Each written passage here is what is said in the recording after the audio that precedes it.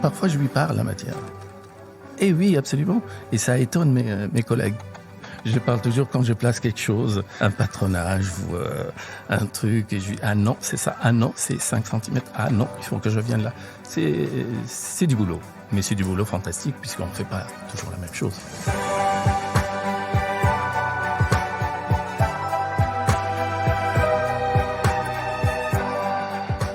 Vous êtes-vous déjà demandé à qui sont les mains qui fabriquent chaque jour la mode et le luxe ?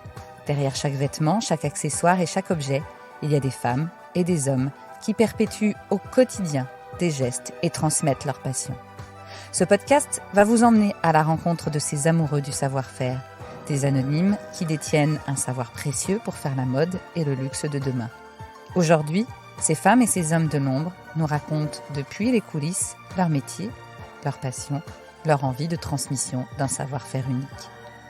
Parce qu'aujourd'hui en France, il y a plus que jamais la nécessité d'assurer la relève de ces métiers d'exception. Bienvenue dans le podcast Savoir pour faire.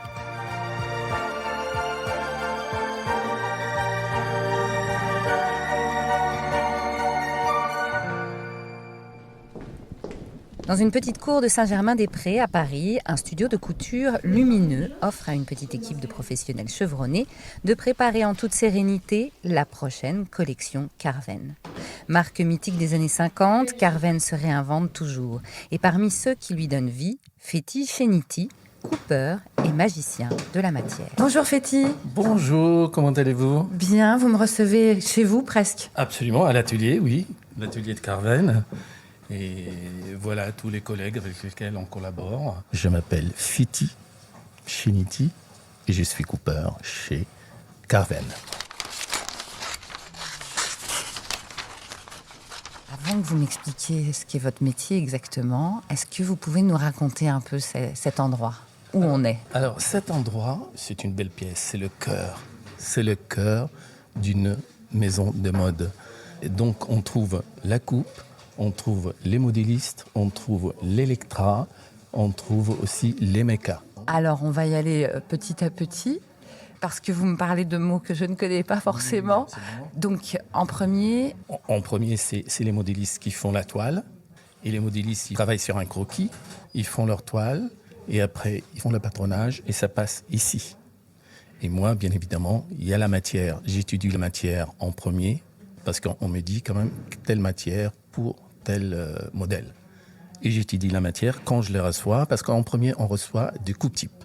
C'est une partie de la matière qu'on va utiliser pour la collection.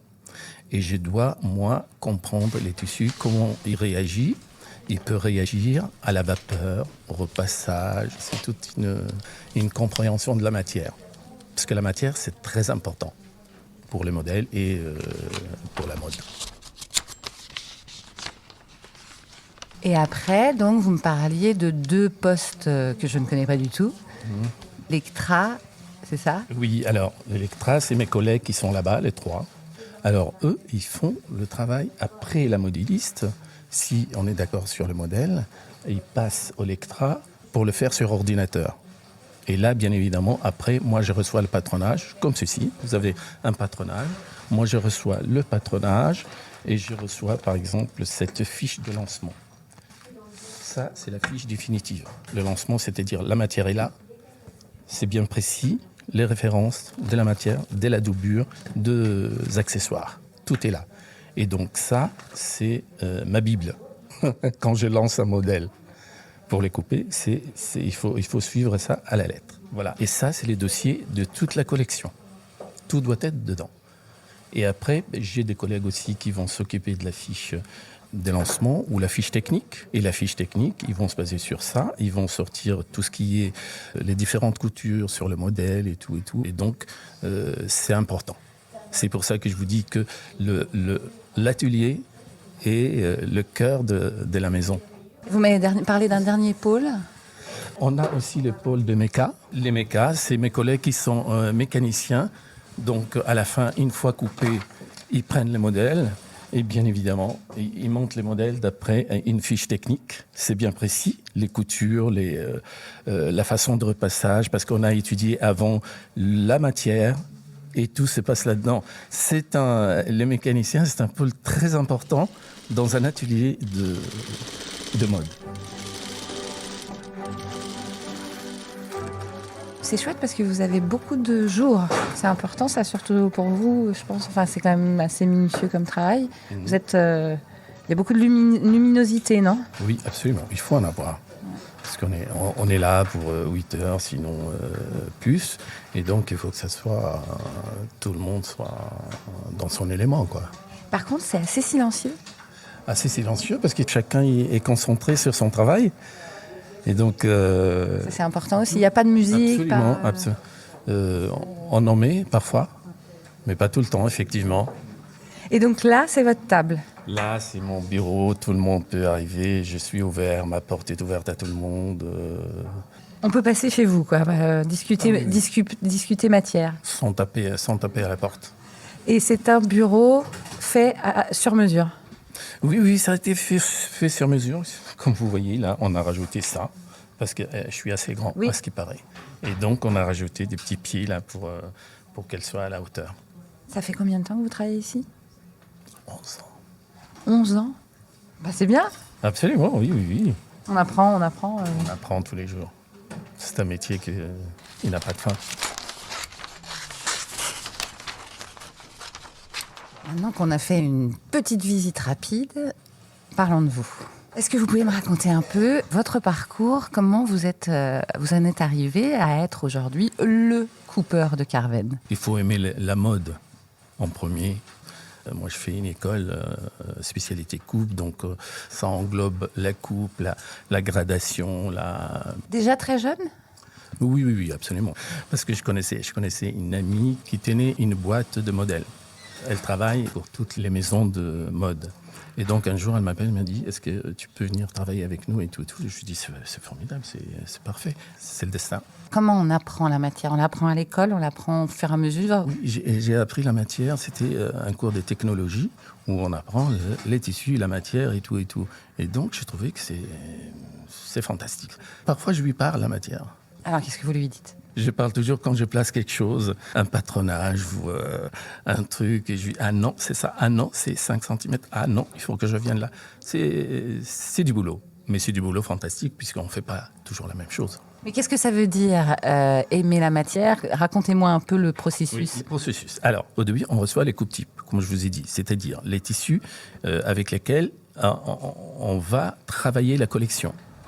Et ces coupes-types, moi, je les travaille ici. Donc, il faut que j'étudie les tissus. Il faut que je regarde, est-ce qu'ils rentrent une fois la vapeur est là, une fois le repassage est là?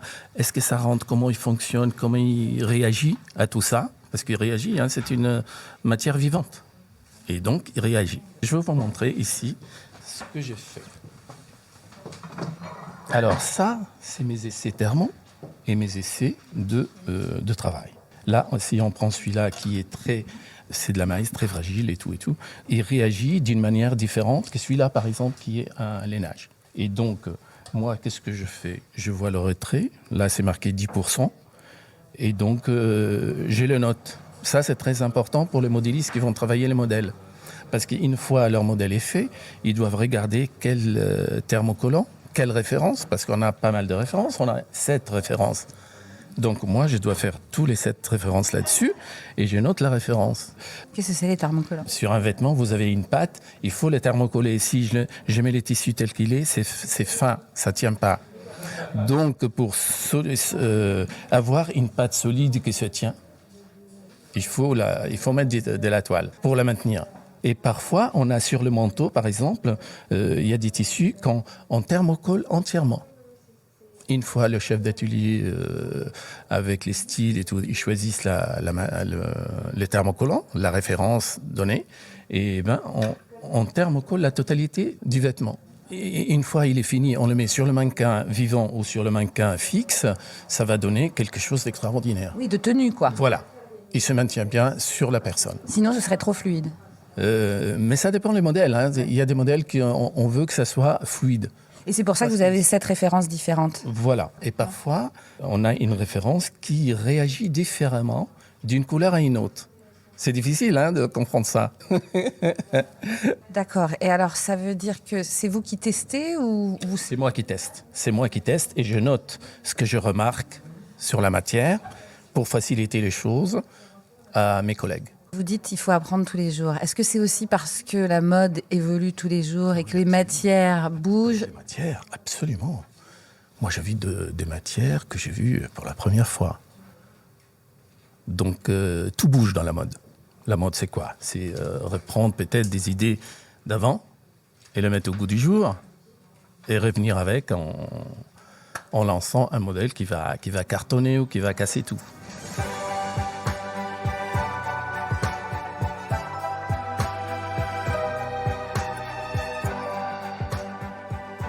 On a parlé de votre parcours, mais on en a parlé juste le début, l'école, et puis maintenant. Qu'est-ce qu'il y a eu entre les deux? Quelle a été votre évolution dans le monde de la mode? Au début, j'ai travaillé dans le sentier. Et après, je me suis dit, non, c'est pas ça. J'ai monté une affaire. Et après, j'ai monté une seconde affaire. Et après, je me suis dit, allez, je vais choisir une belle marque et je vais m'installer dedans. Aujourd'hui, la vie est belle, je suis épanoui dans ce métier. Parce que c'est quand même pas très facile de rentrer dans une maison de mode, si. Avec des métiers comme Cooper, alors vous ne devez pas être beaucoup. Souvent, vous savez, les Cooper, vous en avez de moins en moins. Et j'espère que maintenant, ça va donner l'exemple à beaucoup de jeunes de se lancer là-dedans et de se dire, tiens, je vais apprendre des choses et c'est formidable tout ce qui se passe autour de la mode. Mais est-ce que pour vous, à part l'amour des matières, il faut avoir cette disposition à aimer les belles choses, la mode, tout ce qu'il y a autour aussi, les défilés Il faut aimer les femmes. Ça, c'est en premier. Il faut aimer les femmes et essayer un modèle, le voir fini, porté par une belle femme, c'est formidable. Vous les voyez souvent, vos robes portées? Enfin, vos robes. Les robes avec le tissu que vous avez coupé. Oui, on le voit de temps en temps sur les mannequins. Oui, sur les mannequins, ici, quand ils font les essayages, parce qu'il y a des essayages aussi, parce que les modèles, le prototype n'est pas fait dès le premier coup. On peut le faire dès le premier coup sur de grandes lignes et après on fait l'essayage. C'est le chef d'atelier qui fait l'essayage avec les stylistes. Et bien évidemment, les stylistes, parfois, ils trouvent qu'il faut changer telle ou telle chose. Et on est là pour revenir là-dessus et faire ce changement. Il y a vraiment un aspect créatif aussi dans ce métier de Cooper. Ah oui, absolument. C'est surtout quand il s'agit de l'imprimer, quand il s'agit de la rayure, quand il s'agit des différents aspects des tissus. Parce que la matière, il n'y a pas que l'uni. On a l'uni, on a les carreaux, on a la rayure, on a l'imprimé. Et c'est du boulot quand même. Parce que quand le styliste il vous demande « Ah, je voudrais ça, que ça soit à ce niveau-là », vous avez le haut il veut placer, par exemple, une fleur, une grosse fleur là, et l'autre, elle descend au niveau de la taille et tout. Il faut que ça soit nickel. Est-ce qu'il faut être bon en maths pour couper? En maths, non, parce que je ne l'étais pas, je dois dire. C'est plus du feeling, vous pensez? Parce que quand oui, même, oui, mais il y a quand même une minutie. Ah oui, absolument. Il faut que ça soit nickel. C'est au millimètre près. Parce que mes collègues, elles sont difficiles, les mécas. Et j'insiste. Parce que s'ils trouvent quelque chose qui ne colle pas, où la ligne n'est pas belle, ils le remarquent. Ils viennent me voir. Elles vous redemandent de recouper? Oui. Alors, ils me disent, c'est quoi, Fiti, ça? Alors, je dois avoir une explication réelle. Et je l'ai dit. Pourquoi ça a été fait comme ça? Ou alors, je dis, oui, effectivement, tu as raison. Parce que c'est pour ça que je vous dis, c'est un travail de collaboration avec tout le monde. Si la coupe ne fonctionne pas, il y a un problème. Oui, parce qu'il faut que ce soit ultra précis. Absolument.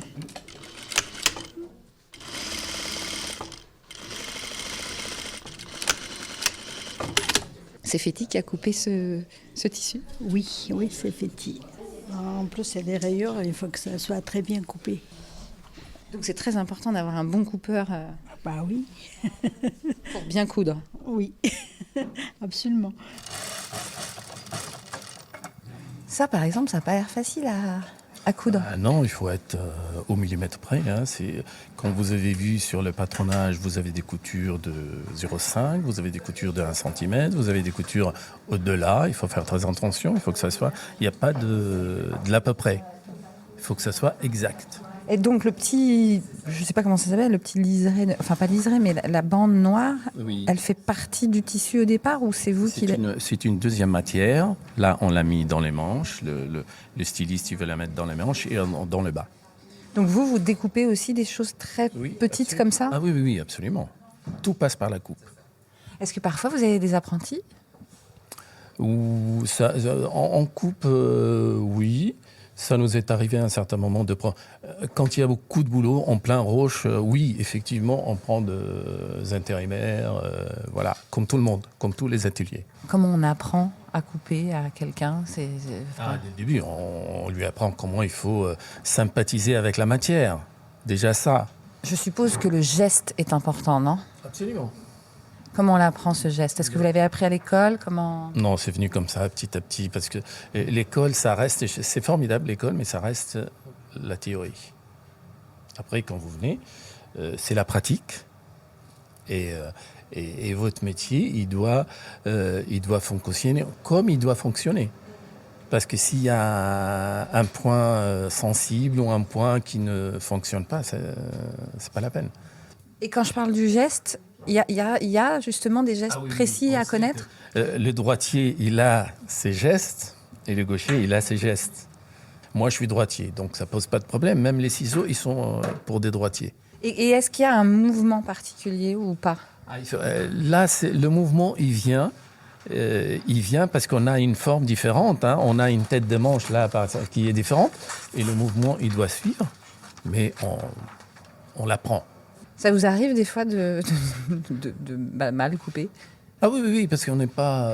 oui, c'est un tissu difficile et tout, ça arrive, mais on règle les choses. Revenons juste 2 secondes sur les ciseaux. Est-ce que vous les changez souvent ou pas? On les aiguise souvent, mais on ne les change pas. Voilà. Ça, bien évidemment, on va le mettre en place parce que c'est un modèle qui a été coupé. Il y a 2 tissus. Parce qu'on a des modèles aussi qui sont coupés en 2 matières, 2 ou 3 matières. Hein. Oui, vous n'avez pas forcément une seule matière dans le vêtement. Absolument. Là, par exemple, j'ai coupé la deuxième matière que j'ai et la première matière, je ne l'ai pas coupée encore. Donc, je le laisse en suspens. Oui. Combien de temps vous mettez pour un vêtement? Tout est différent. Un manteau, on peut mettre 3 heures, par exemple, 3 à 4 heures. S'il est placé, s'il est difficile à manipuler, voilà. Et sinon, une chemise, elle prend 1 heure. Mais on est un atelier de développement, on ne court pas. On développe le modèle et on sort la collection. Et une fois, vous avez les premiers modèles dans la collection et les derniers modèles dans la collection. Quand vous coupez les derniers modèles dans la collection, vous dites, ouf, c'est formidable, tout est fait, c'est génial et tout. Combien de fois, même pour une collection, même si vous êtes au développement, combien de fois vous faites un modèle? Une fois, comme vous avez vu, la jupe, il n'y avait rien à refaire, c'était nickel. Ou 4 fois. Ou 4 fois. Et dans des tissus différents. Et dans des tissus différents, absolument. Parce que la collection, elle doit représenter toutes les idées du styliste. Parce que le styliste, il vous fait, il a étudié ses grandes lignes et tout, il veut ceci, il veut cela. Donc, il ne faut pas passer outre. Est-ce qu'il y a une façon de couper différente selon la marque, si je peux me permettre, ou la maison de mode? Ben oui, parce qu'on a une signature. On a une signature à défendre.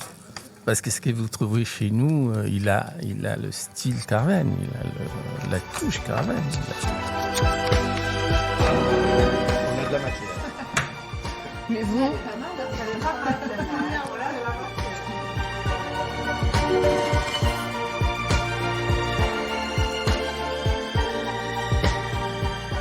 Pour exercer le métier de coupeur, retrouvez les formations sur le site Savoir pour faire et rejoignez la filière Mode et Luxe.